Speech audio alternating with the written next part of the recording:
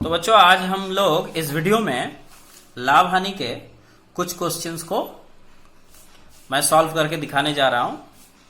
आज मैं इस वीडियो में क्वेश्चन नंबर 13 से 17 तक को कवर करूंगा। सबसे पहले क्वेश्चन नंबर 13 को देखते हैं है क्या। ये देखिए क्वेश्चन नंबर 13। यहां पर लिखा गया है कि एक व्यक्ति ने 2 रुपए में 15 की दर से कुछ लॉजेंस खरीदे। क्या मतलब हुआ इसका? इसका मतलब हुआ कि 2 रुपए में 15 चॉकलेट मिल जाता है ना। इस हिसाब से कुछ लॉजेंस को खरीदे। पता नहीं कितने सारे लॉजेंस खरीदे।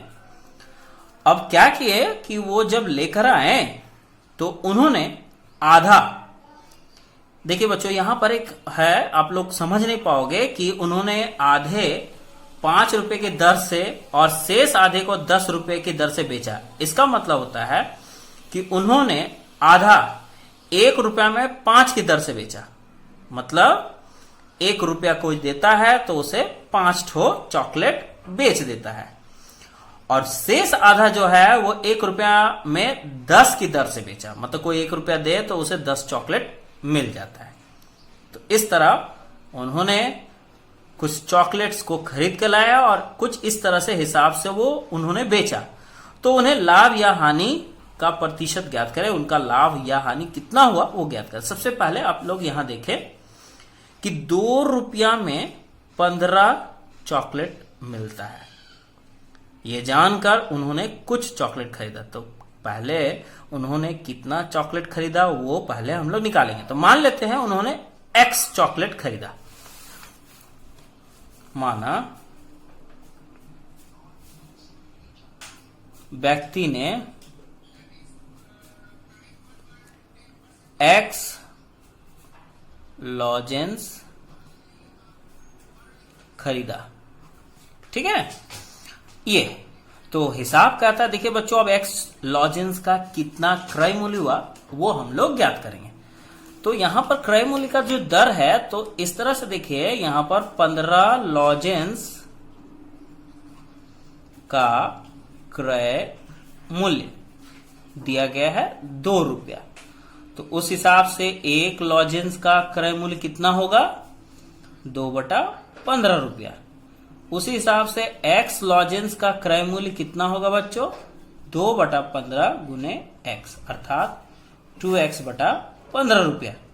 तो इतना रुपया में ये खरीद कर लाए।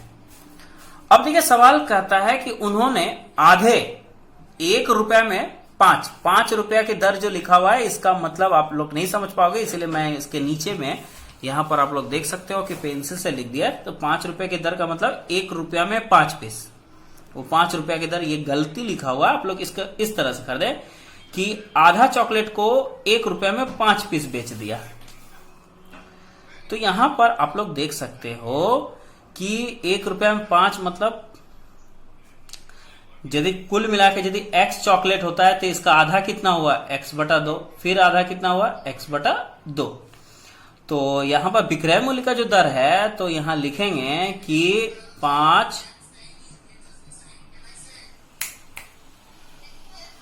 5 लॉजेंस का विक्रय मूल्य कितना है? 1 रुपया। तो उस हिसाब से 1 लॉजेंस का विक्रय मूल्य क्या होगा बच्चों? 1/5 रुपया, है ना।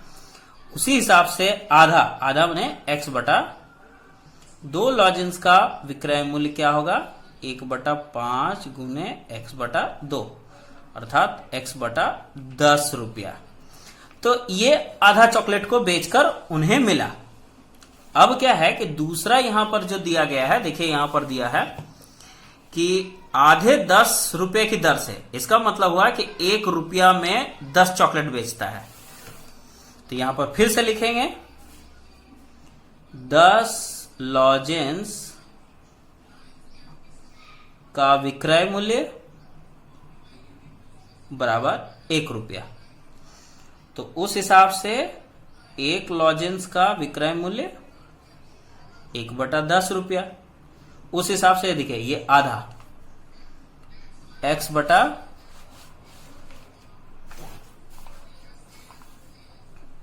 2 आधे लॉजेंस का विक्रय मूल्य बराबर 1/10 गुने x बटा 2 अर्थात x बटा 20 रुपया। तो बच्चों आधा चॉकलेट बेचकर उस इंसान को x बटा 2 मिला और शेष आधे को बेचकर x बटा 20 रुपया मिला। तो कुल विक्रय मूल्य यदि देखा जाए तो कितना हुआ, इन दोनों को ऐड करके मिलेगा ना,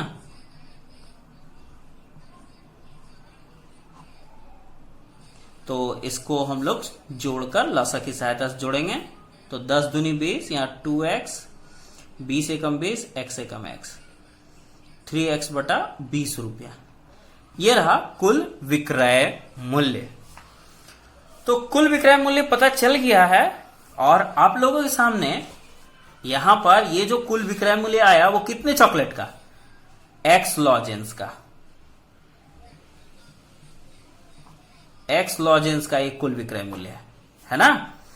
तो यहां x लॉजेंस का विक्रय मूल्य आप लोग देख पा रहे हो और x लॉजेंस का क्रय मूल्य थोड़ा सा ऊपर आप लोग देखो तो यहां पर ये लिखा हुआ है कि x लॉजेंस का क्रय मूल्य यहां है ना, ये रहा क्रय मूल्य, ठीक है, और ये रहा विक्रय मूल्य नीचे में। तो आप लोग पहले देखो कि क्रय मूल्य जो है वो है x चॉकलेट का क्रय मूल्य है 2x बटा 15 और जबकि x चॉकलेट का लॉजेंस का कुल विक्रय मूल्य है 3x बटा 20। अब इन दोनों में कौन बड़ा है ये कैसे समझेंगे, तभी तो लाभ और हानि निकाल सकते हैं ना। ये हो गया कॉस्ट प्राइस, ये हो गया सेलिंग प्राइस। तो कैसे समझेंगे कि कौन सा क्या होगा, तो इसके लिए बहुत ही आसान तरीका है बच्चों, जो ये है कि आप लोगों को क्रॉस मल्टीप्लेक्शन करना है। इससे इसको गुना सबसे पहले 20 दूनी 40x और 15 45x। तो इस हिसाब से बच्चों आप लोग समझ सकते हैं कि ये 45x जो है वो बड़ा है, अर्थात इसका विक्रय मूल्य बड़ा है क्रय मूल्य से। तो इसका मतलब हुआ कि ये लाभ हुआ है। अब आप लोग लाभ निकालो, कितना का लाभ हुआ है। लाभ बराबर क्या होता है, विक्रय मूल्य माइनस क्रय मूल्य। तो विक्रय मूल्य यहां पर है 3x बटा 20 रुपया, जबकि क्रय मूल्य ऊपर में है 2x बटा 15 रुपया। अब इसका लसा आप लोग करोगे तो 20 और 15 का जो लसा होगा वो क्या होगा, 60 है ना। अब 20 से 60 में भाग लगाना है, 20 तिया 60, 3 तियाई 9x, 15 चौके 60, 4 दूनी 8x, अर्थात x बटा 60 रुपया। 9x से 8x चला जाएगा तो यहां x बटा 60 रुपया। तो ये हो गया लाभ। लेकिन प्रश्न में हमसे पूछा जा रहा है प्रतिशत लाभ। आप लोग अपने किताब में देखो, उसमें लिखा हुआ है तो लाभ या हानि का प्रतिशत ज्ञात करें। तो लाभ हुआ है तो लाभ प्रतिशत, लाभ प्रतिशत बराबर होता है लाभ बटा क्रय मूल्य गुने 100%। यहां पर बच्चों आप लोग देख सकते हो कि x बटा 60 रुपया लाभ हुआ है, और जबकि जो क्रय मूल्य है खरीद दाम वो आप लोग देखो कितना है, थोड़ा यहां पर देखो, ये रहा x लॉजेंस का क्रय मूल्य है ना, ये 2x बटा 15। तो यही चीज यहां पर लिखना है, 2x बटा 15 गुने 100% या x बटा 60, ठीक है, गुने 15 बटा 2x गुने 100%। x से x कटा, 15 चौके 60, 4 से ही कटेगा, 25 चौके 100। फाइनली हम लोग को मिला 25 बटा 2%, अर्थात इसको पूर्णांक में यदि बदला जाए 12.1 बटा 2%। तो ये रहा है 13 नंबर क्वेश्चन का सॉल्यूशन। अब हम लोग नेक्स्ट 14 नंबर बनाएंगे। Now question number 14। अब हम लोग क्वेश्चन नंबर 14 देखते हैं। यहां लिखा हुआ है कि अफसर चाचा ने लकड़ी की 2 कुर्सियां बनाई और प्रत्येक का मूल्य 1250 रुपया निर्धारित किया। एक कुर्सी पर वे 8% की छूट पर बेचकर 15% लाभ पाया। यदि दूसरी कुर्सी को उन्होंने 1120 रुपया में बेचा तो उन्हें कुल कितना प्रतिशत का लाभ या हानि होगी।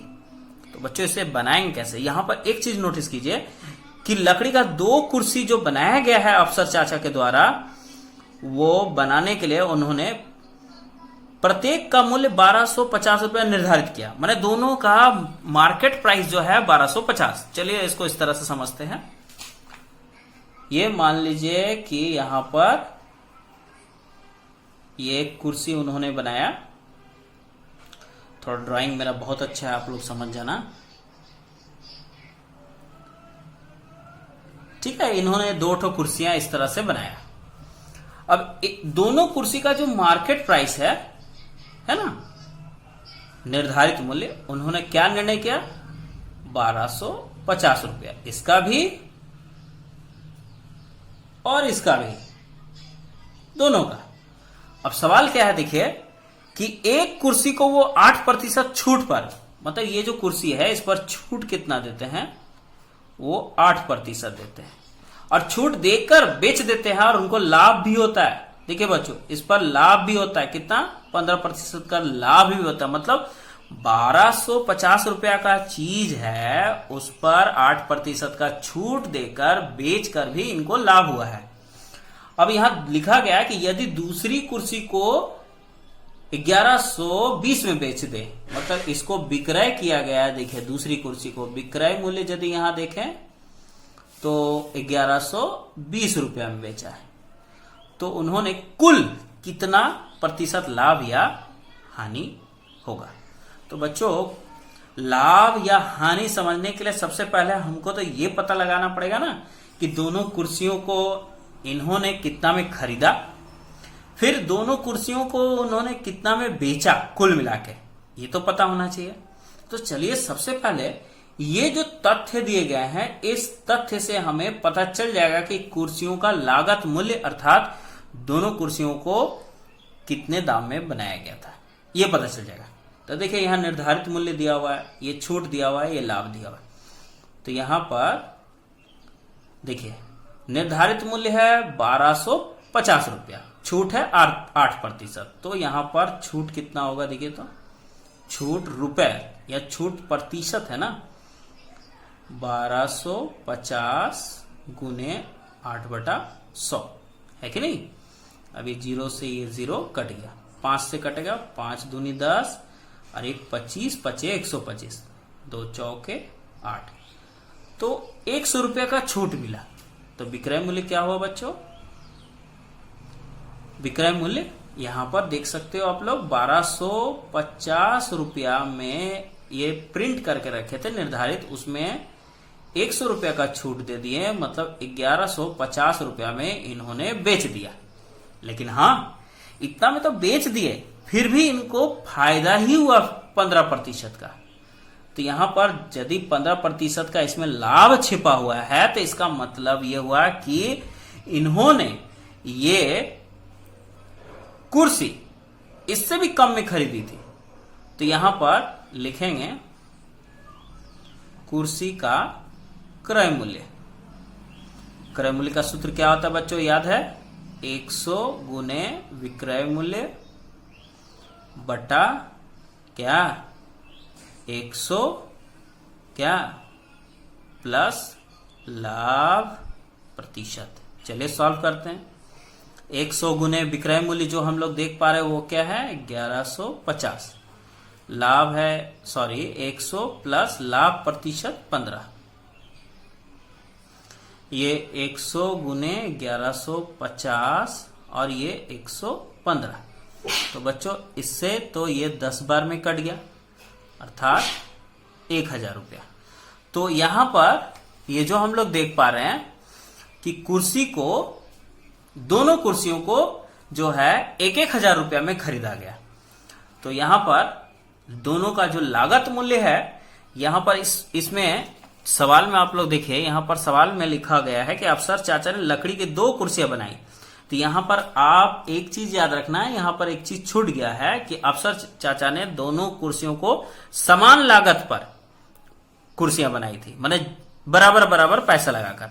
तो इस तरह यहां पर हम लोग यदि एक कुर्सी का दाम 1000 रुपया हुआ क्रय मूल्य, तो दोनों कुर्सियों का कुल क्रय मूल्य क्या हो जाएगा बच्चों? 1000 का डबल ना, 2000 रुपया। तो ये दोनों कुर्सियों का कुल क्रय मूल्य हुआ। अब लिखेंगे दोनों कुर्सियों का कुल विक्रय मूल्य। विक्रय मूल्य मैंने कितना में बेचे, तो आप लोग थोड़ा सा गौर करो। पहला कुर्सी को देखे तो कितना में बेचा गया? 1150 रुपया में, ये पहला कुर्सी, ठीक है ना। पहला कुर्सी को देखिए यहां पर लिखा हुआ है 1150 में बेचा, और दूसरी कुर्सी को यहां पर 1120 में बेचा। तो दोनों को जोड़ देंगे तो कुल विक्रय मूल्य पता चल जाएगा। 1150 प्लस 1120, दोनों को जोड़ देंगे तो 2270 रुपया है ना। तो 2270 रुपया में इन्होंने दोनों कुर्सियों को बेचा। तो यहां विक्रय मूल्य और क्रय मूल्य की तुलना करें तो विक्रय मूल्य बड़ा है, इसका मतलब इसे लाभ हुआ है। तो लाभ निकालने के लिए 2270 से 2000 रुपया को माइनस कर देंगे तो 270 रुपया आएगा। अब आप लोगों को प्रतिशत लाभ निकालना है। प्रतिशत लाभ का जो सूत्र होता है वो क्या होता है? लाभ बटा क्रय मूल्य। देखिए तो क्रय मूल्य कितना है? ये 2000 गुने 100%। अब ये 1 0 2 0 से ये 2 0 कटा, ये इससे कट गया। अब फाइनली हम लोग को 27/2 मिला। तो 27/2% क्या मतलब हुआ?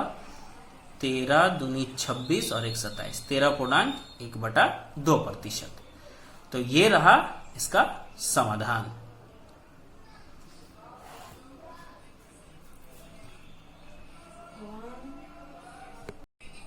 तो बच्चों अब हम लोग क्वेश्चन नंबर 15 को देखते हैं।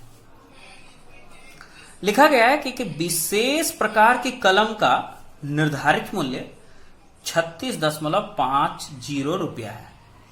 रफीक चाचा शुभम को एक कलम 2.90 रुपया की छूट देकर बेचते हैं और 12% लाभ पाते हैं। यदि उसी प्रकार का कहने का क्या मतलब? उतना ही वैसा ही किस्म का प्रकार, जिस प्रकार का कलम को उन्होंने शुभम को बेचा था, उसी प्रकार का और एक कलम को वो मीता को 34.50 में बेचते हैं। देखिए बच्चों, यहां पर दो कलम को दो अलग अलग लोगों को रफीक चाचा बेचते हैं। तो यहां पर आप लोग इस तरह से समझे, मान लीजिए कि ये रफीक चाचा है,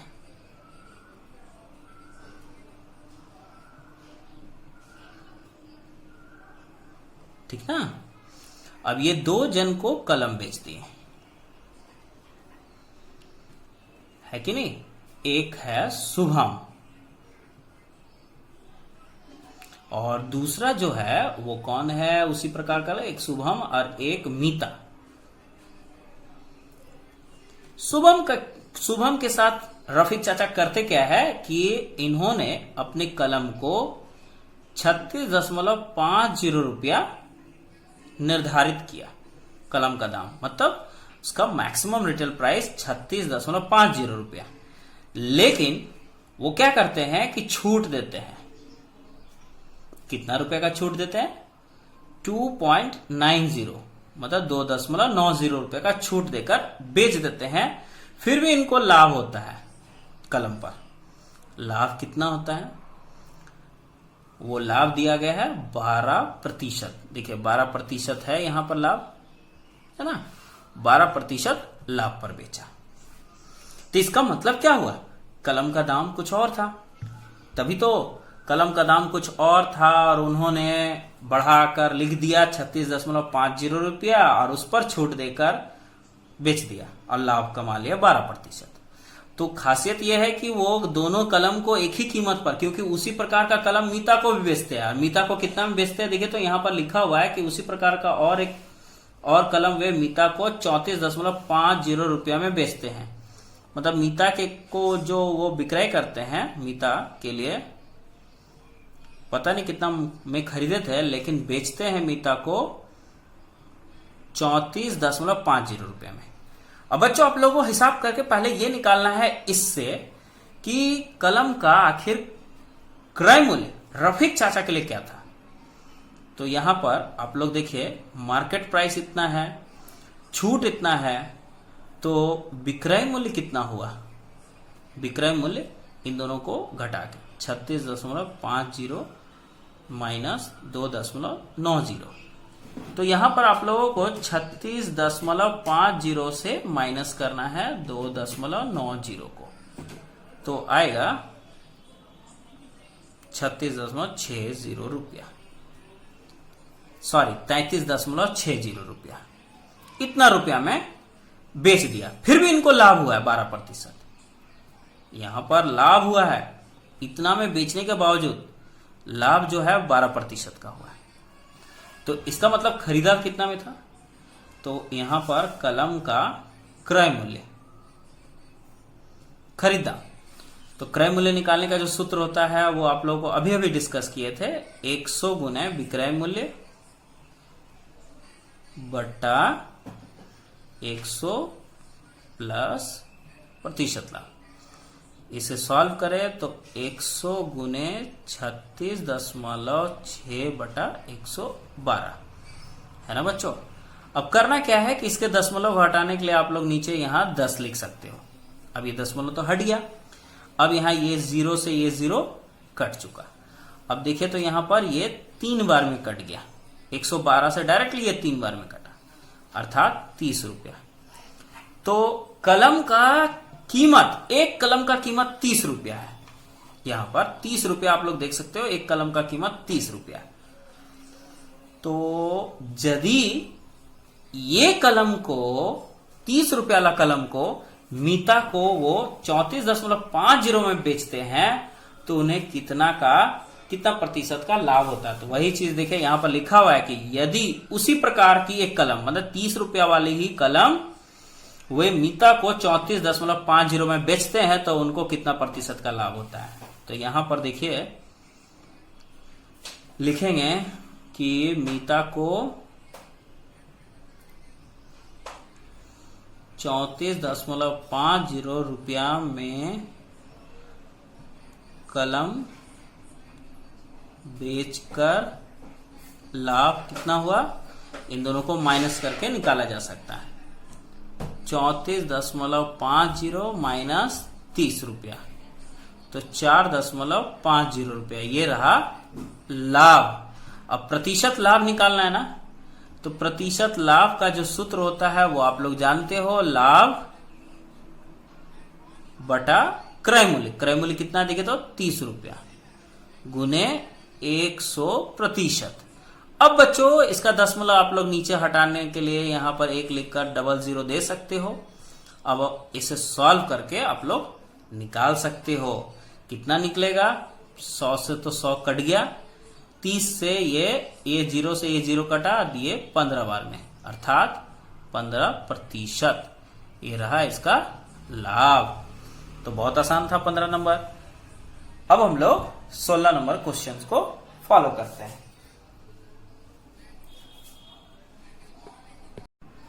तो बच्चों देखते हैं 16 नंबर क्वेश्चन क्या है। लिखा गया है यहां पर कि एक पुस्तक प्रकाशक किसी पुस्तक की 2000 प्रतियां का मतलब होता है 2000 कॉपीज, है ना, 2000 पीस, किसी पुस्तक का 2000 पीस छपवाती है। तो इसके लिए देखिए बच्चों वो लोग, ये क्या होता है, इसके लिए क्या 2000 यदि हम लोग कॉपी बनाना चाहें तो उसके लिए 3875 रुपया का कागज लगता है, 3315 रुपया छपाई पर, प्रिंटिंग पर लगता है, और 810 रुपया बाइंडिंग पर खर्च होता है, बंधाई पर। इसका मतलब इन तीनों को जोड़ देने से पता चल जाएगा कि कुल मिलाकर कितना रुपया खर्च होता है 2000 कॉपीज को तैयार करने में, 2000 पीस बुक को तैयार करने में। अब क्या करता है कि वो पुस्तक विक्रेता 20% का छूट देता है, लेकिन 20% का लाभ भी कमाता है। तो प्रत्येक मतलब एक पुस्तक का निर्धारित मूल्य कितना होगा। तो सबसे पहले तो ये तो मैंने पता लगाया कि 2000 कॉपीज को छपाने में कुल मिला के खर्च कितना हुआ, और यदि 20% लाभ रख के बेचेंगे तो कितना में बेचे होंगे, है ना। तो यहां पर सबसे पहले चलिए देखते हैं, लिखते हैं यहां 2000, है ना, पुस्तकों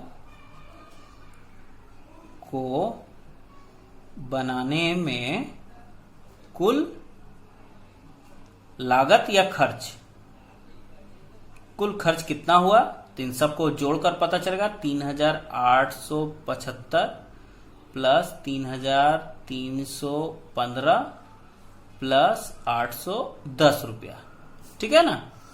तो यहां पर यदि जोड़ा जाए तो यहां पर 3875 प्लस 3315 प्लस 810, तो ये 8000 रुपया के बराबर हुआ।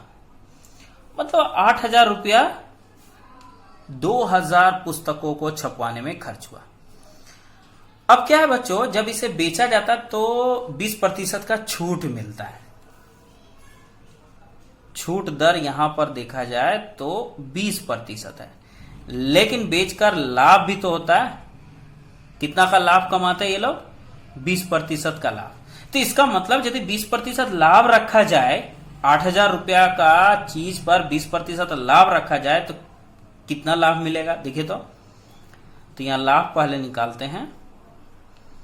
8000 का 20% अर्थात 8000 गुने 20/100, ये 00 से ये 0 कट गया, 8 दूनी 1600 रुपया। तो 1600 रुपया का लाभ कमाते हैं ये लोग। तो इसका क्या मतलब हुआ, 2000 पुस्तकों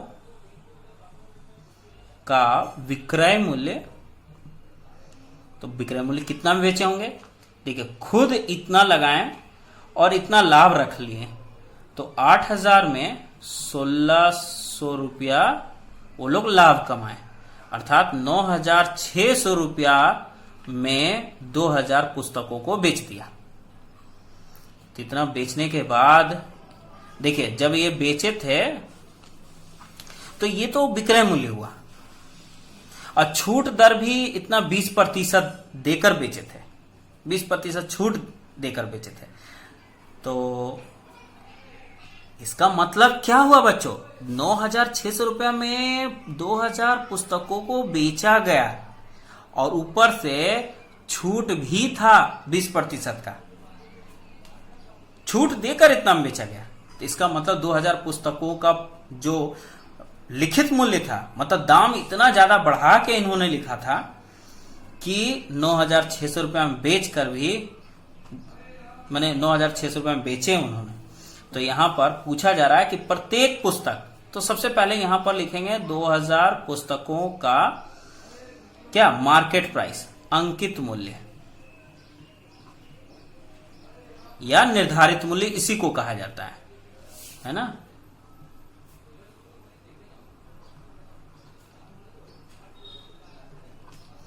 तो निर्धारित मूल्य का सूत्र होता है बच्चों निकालने का, क्या सूत्र होता है थोड़ा सा याद कीजिए, हम लिखे भी है 100 गुने क्या यहां पर विक्रय मूल्य बटा 100 माइनस छूट प्रतिशत। तो यहां 100 गुने विक्रय मूल्य आप लोग देख सकते हो 9600, और यहां 100 माइनस छूट जो है वो 20% का छूट है। फाइनली 100 गुने 9600 बटा 80 है ना। तो अब यहां से अब 0 से ये 0 काट सकते हो और ये 8 से 8 एकम 8 8 2 16 120 मतलब 1 2 1 2 3। तो आप देख सकते हो 12,000 रुपया में यहां पर ओहो ये 12,000 रुपया में 2,000 देखिए 2,000 पुस्तकों का इन्होंने निर्धारित मूल्य रखा था 12,000 रुपया। प्रश्न में पूछा जा रहा है कि प्रत्येक पुस्तक का निर्धारित मूल्य कितना बने, एक पुस्तक का। तो अब हम लोग यहां से निकाल सकते हैं ना कि 2,000 पुस्तकों का निर्धारित मूल्य 12,000 है। तो यहां एक पुस्तक का निर्धारित मूल्य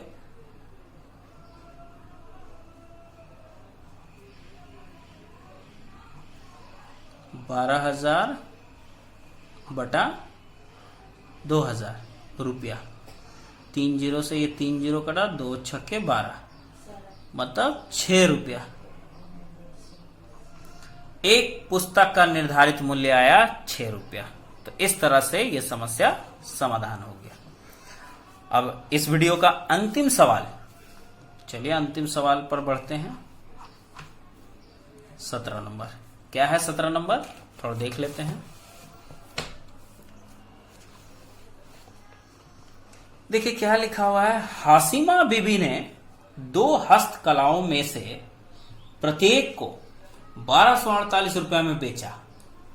पहले पर 4% का लाभ और दूसरे पर 4% की हानि हुई, तो उन्हें कुल कितना लाभ या हानि हुआ बच्चों, ये ज्ञात करना। तो यहां पर आप लोगों को समझना है कि 2 हस्तकला मतलब कोई डिजाइन है, एक हाथ से बनाई हुई चीज है, दोनों को 1248 रुपया करके बेचा प्रत्येक को, माने 1248 में। तो ऐसा करने पर क्या हुआ कि पहले हस्तकला पर बेचारे को तो लाभ हुआ, लेकिन दूसरे पर हानि हो गई। तो इस तरह से उनको दोनों वस्तुओं पर कितना का लाभ हुआ या हानि हुआ हम लोग ये डिसाइड करेंगे। चलिए पहले यहां पर देखते हैं। तो मान लीजिए कि यहां पर 2 हस्तकला है, ये आप लोग के लिए मैं बना दिया, ये 2 हस्तकला है ना। अब इन 2 हस्तकलाओं को जो इसका प्राइस यहां पर जो लिखा गया है कि हासिमा बीबी दोनों हस्तकलाओं को प्रत्येक को कितना में बेचते हैं, विक्रय मूल्य यदि देखा जाए तो 1248 और इसका भी विक्रय मूल्य 1248 रुपया में, इतने रुपए में इन्होंने बेच दिया। अब हुआ क्या कि इस पर तो इन्हें लाभ हुआ 4% का, लेकिन इस पर हानि हो गया, हानि दर 4% का है ना। तो अब बच्चों मेरे पास विक्रय मूल्य है, मेरे पास लाभ प्रतिशत है, तो लाभ प्रतिशत और विक्रय मूल्य से हम क्रय मूल्य निकाल सकते हैं, है ना। इसका भी और इसका भी। चलिए इसका क्रय मूल्य क्या है, तो पहले हस्तकला का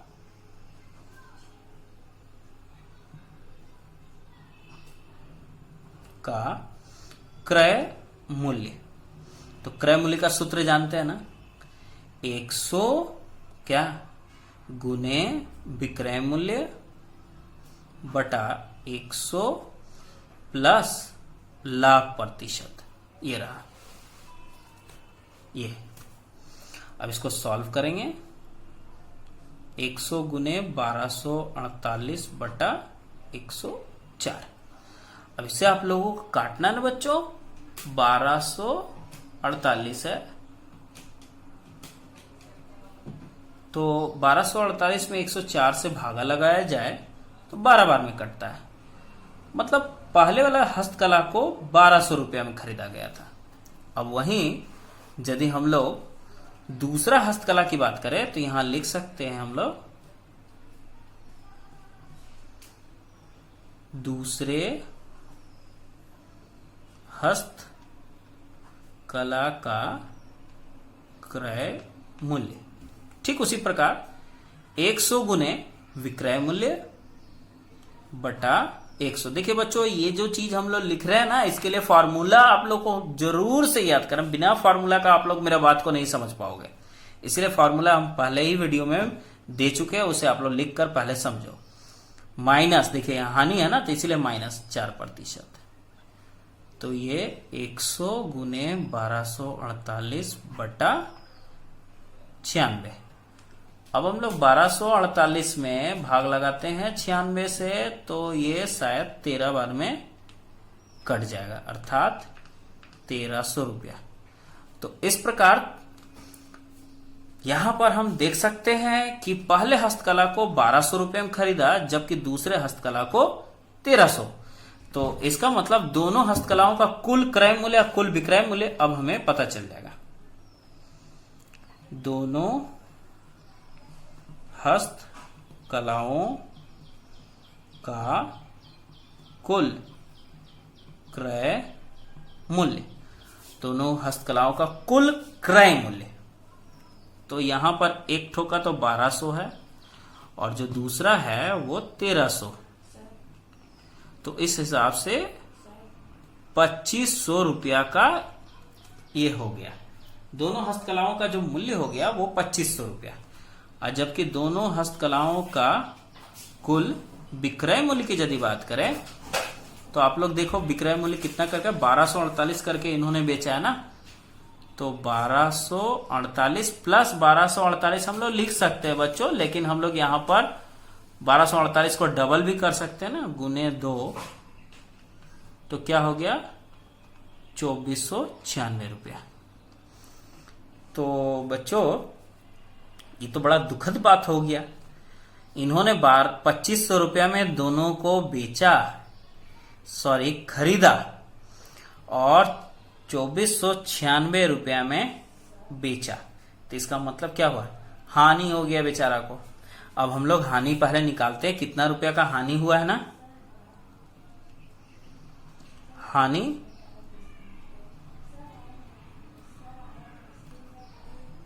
2500 में से ये माइनस कर देंगे तो कितना हुआ 4 रुपया का हानि हो गया। 4 रुपया का, देखिए तो 4 रुपया का हानि हुआ ना। अब आप लोगों को यहां पर पूछा जा रहा है कि तो उन्हें कुल कितना लाभ या हानि हुआ है। तो लाभ तो नहीं हुआ, हानि हो गया 4 रुपया का। तो यही आंसर आया, इसमें प्रतिशत हानि नहीं पूछा जा रहा है। तो उम्मीद है बच्चों आप लोग समझ गए होंगे। पूरा वीडियो यहां पर आप लोग के सामने है, तो इसे आप लोग बना लेना। अब इसके बाद का वीडियो जो है, बाकी जो प्रश्न बचे हुए हैं वो जरूर मैं एक्सप्लेन कर दूंगा।